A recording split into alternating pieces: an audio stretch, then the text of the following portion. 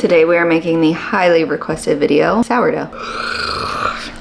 It is 8:30 in the morning and we're gonna get started. My thought for today is to make this a same day sourdough because I've been doing that a lot lately and it's actually been working out really well. It's got a nice ring to it. Same day sourdough. Yeah. Here are the things I'm gonna use. I'm gonna use a bowl, a scale. I got this one for probably $10 10 years ago and it's still kicking. And then we need flour. I only have this much bread flour, which it should be predominantly bread. But lately, for some reason, I keep like running out of bread flour. Shocker, when you don't buy more, you run out. But I have a lot of all-purpose. So lately I've been doing like, I've kind of just been subbing out the bread portion for all-purpose and it seems to be working fine. The bread flour has a higher protein, but I don't know, a lot of all-purpose flours actually have a high protein. If you're doing this correctly, use all bread, but I'm not gonna because I don't have it. And then a little portion I like to do of wheat. Now, whatever wheat you use is up to you. I actually like to do a combination of whole wheat, einkorn. I also like adding in rye. I think it has a good flavor. All that to say, you can totally just use 100% all-purpose and you'd be fine, okay? It would still be delicious. I did it like 2 weeks ago. Oh, I forgot to mention you need starter. You know what, let's start with the bread. Let's see how much we have. I am trying to go for 400 grams of bread flour. We want 400 grams bread. We have 175. Yeah, well, it's fine. I think that's gonna be the motto of this video. It's not that serious. It's just bread. You put butter on it, it's delicious. But let's get this up to 400. And I wanna get this up to 500 total of flour. So that's where I'm just gonna like mix in some whole wheat options. This is the just like farmer whole wheat. I'm gonna take that to 450. And then we'll do 25-25 einkorn and rye. Okay, 500 exactly.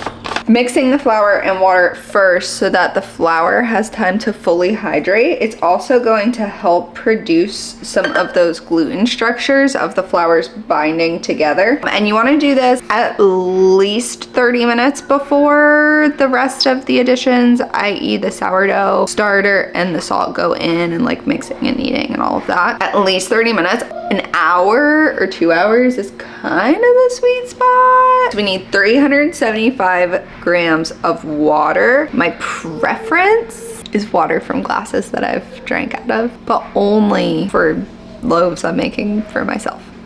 I don't feel like using my hands. You just mix it together, flour and water. I have an audience, it's Daniel and Celia. Oh, big yawn.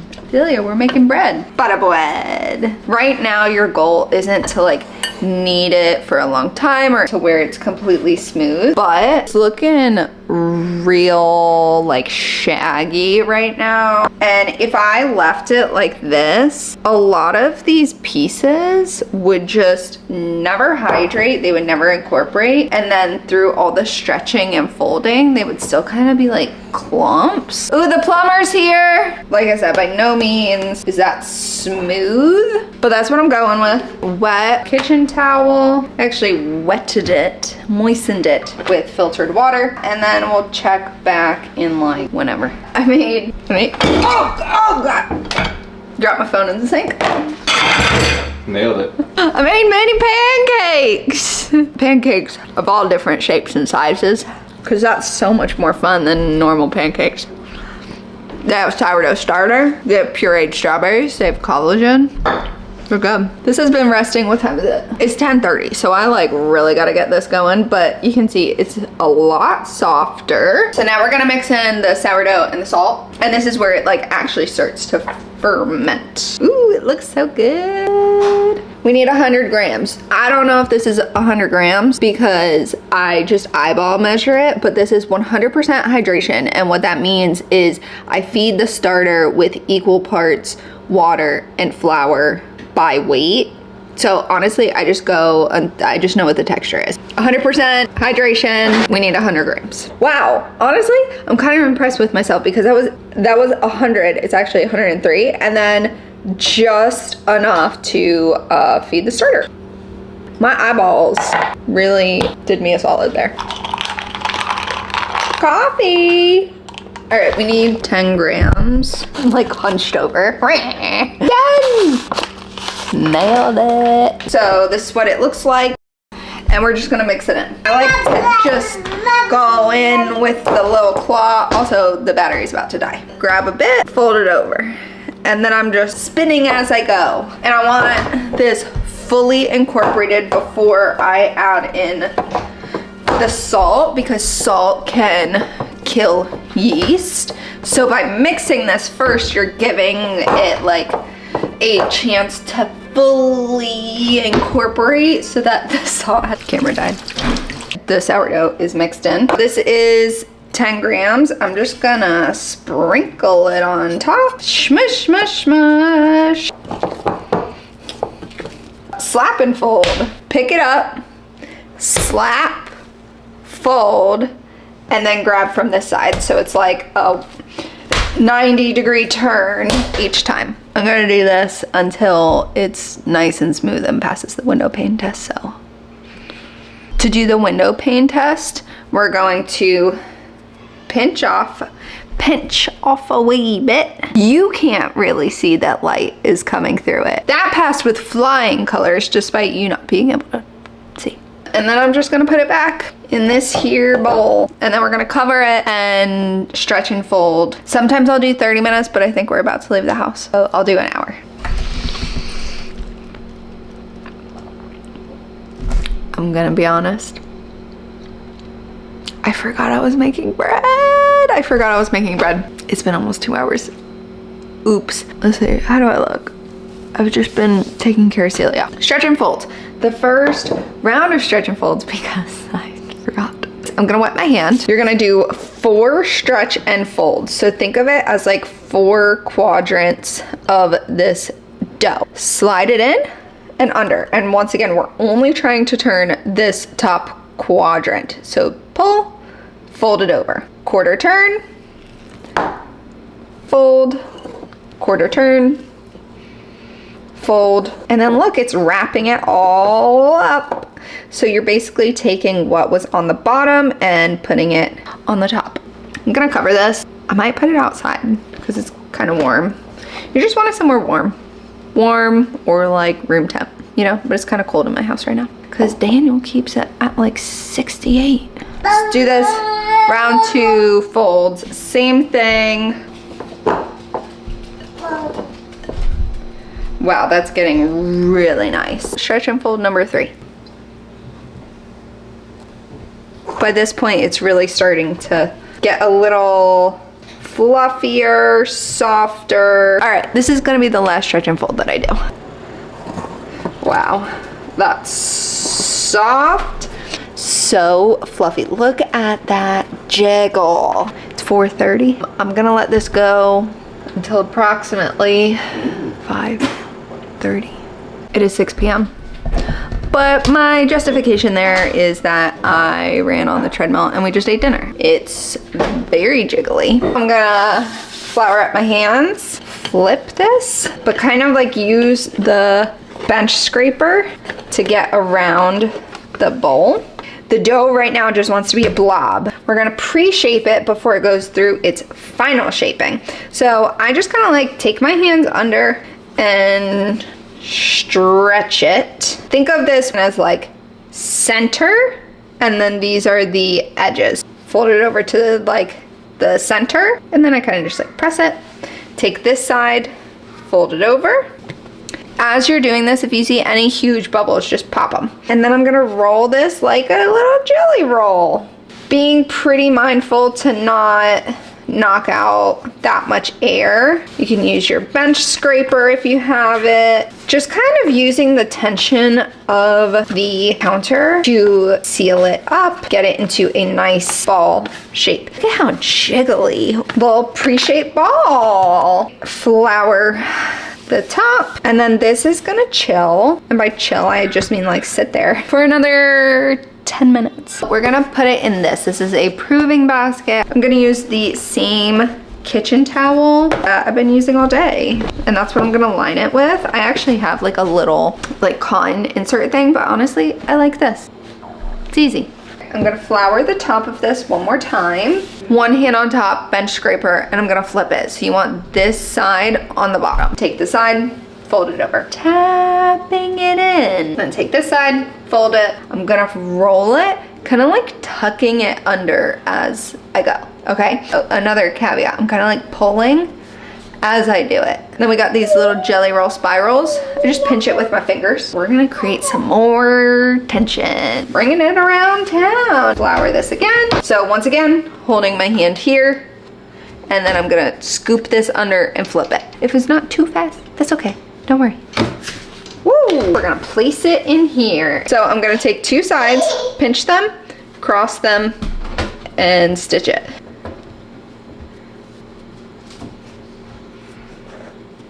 Here we go. To be honest, if I overnight fermented it as it was this proved, it would be over fermented, in my opinion. So we're gonna just let this hang out while I preheat the oven, and then we're gonna bake it.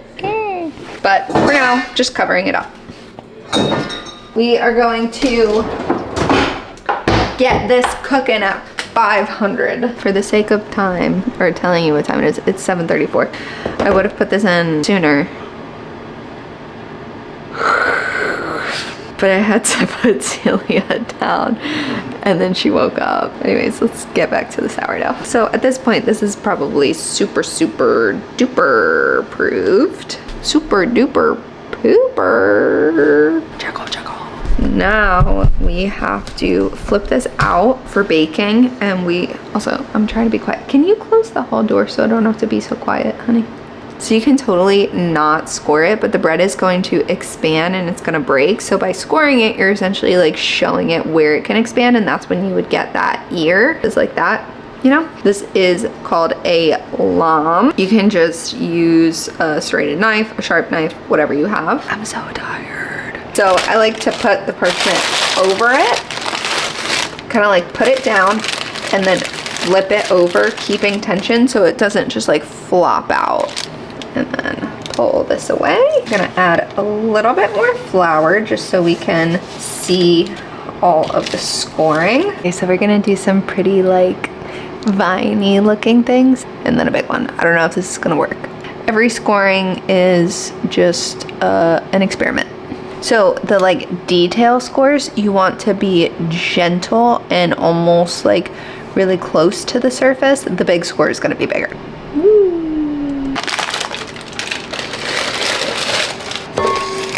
And this is gonna cook with the lid on for 25 minutes. And I'm lowering the temperature to 450. Time to shower. Wow, that's so bright. Time to shower. All right, Tessa's with the baby, putting the baby down. So I'm stepping in. Timer's going off, and so we take the lid off and then lower the temperature down to 425.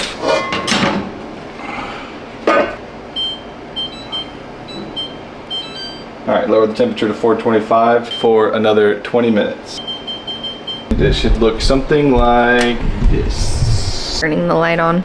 Should I turn the light? Did you turn the light on? I'm not turning the light on. It's time. I don't even know what this looks like because Daniel took the lid off.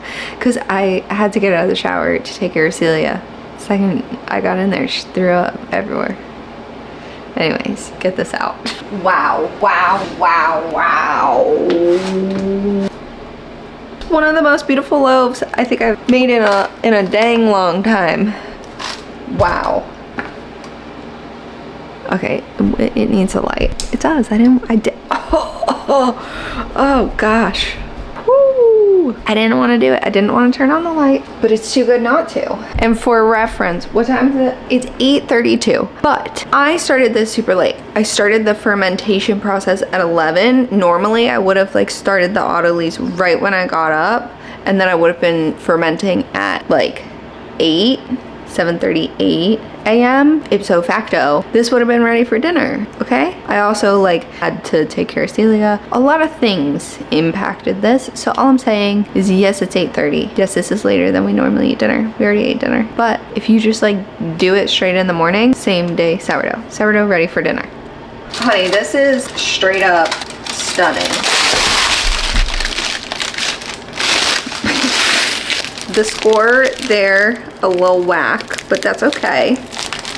Look at that. Are you kidding caboodling me? Okay, that's so hot. I'm like a man posing with his fish. Normally, I wouldn't bake it at night to eat it in the morning. I would just bake it in the morning, but I really wanted to prove to you that same day sourdough is a thing. All right, see you in the morning. It's the morning. Ooh. Ooh, we just put it in there. Obviously, it is soft now, no crunch. But we're gonna cut it, toast it, bring it back to life. I don't know if I'm gonna show you all that. I think I literally am just gonna show you cutting into it.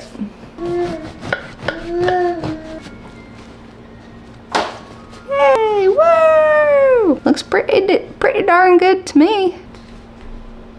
It's so good, so happy. And then to store it, I just take the 2 halves, go like that. You can wrap it up. Sometimes I literally just keep it in the Dutch oven that I cooked it in because it's like airtight. If it gets stale, you can just either take this entire thing or a slice, run it under water, and then bake it, and it'll return that like nice soft feeling, but then it'll get crispy. You can also, the second it's done baking, like I just cut myself a slice, you can also slice this entire thing and then put it in the freezer. There's so many options. That's it. I hope you love the video. See you on the next one. Okay, thanks. Bye.